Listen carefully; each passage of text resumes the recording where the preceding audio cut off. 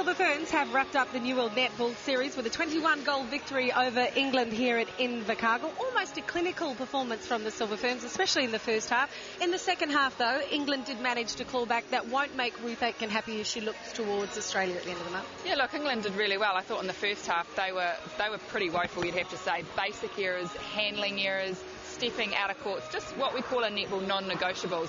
But certainly in the second half with the injection of Harton, she really added a bit of punch down that attack, and she pairs up well with Rachel Dunn, and we saw it in the first test on Monday night where her feeds into Dunn was sensational, and I think she's probably more of a goal shoot, but obviously this tour with no Pamela Cookie, she's playing a bit more at goal attack. And, you know, looking forward to seeing her come out against the Tactics next year. You must have been surprised that she spent so much time on the bench here and also, as you mentioned during the commentary, in Singapore. Yeah, I am, but, you know, I guess it gives others opportunities. We saw Rachel Shaw out there, a 19-year-old, getting her first cap in at goal attack. It took her a while to get her first goal in, but, you know, this is what I guess these tours are about. When England are coming over with an inexperienced team, there's no point having them in your team if you're not going to get them out and see if they can handle it. And I guess Anna Mays will leave New Zealand, you know, knowing that some of them can do it and some of them can't. For the second half of the Silver Ferns, Catherine Latu was injected into the game. We did see her playing more of a passing role, a little bit more conservative in regards to on Monday night where she let a bit too much go and a lot of intercepts. But tonight, I tell you what, she was able to let it go, and she partnered well with Paula Griffin, who did put up more and shot more goals in that third quarter. Yeah, I thought their relationship was nice and steady in that circle in the second half.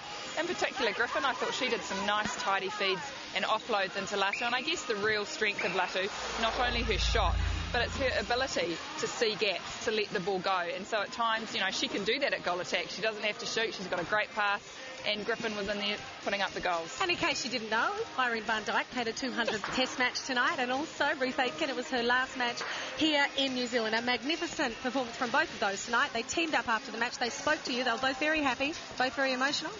Well, they are both wonderful athletes, and isn't it great that we've got these wonderful women playing the game of netball that we love? Yeah, it started for her back in 1994, and she came to New Zealand in 2000. Since then, well, she's won gold medals at the Commonwealth Games, at the World Champs. She carried the flag at the opening ceremony of the 2010 Commonwealth Games in India. But some of her finer moments, well, perhaps, we hope, may be ahead of her. That is Irene van Dijk in her 200th match here, not just for the Silver Ferns, but in a career that has spanned over 17 years. Magnificent from Irene van Dijk. 300 matches, will she get there? She came over as a South African, and you'd have to say she's definitely a Kiwi now. We look forward to seeing her play at the end of the month in the Constellation Cup. The Silver Ferns taking on Australia on October 23, 26 and 30. Until then, thanks for your company. Bye for now.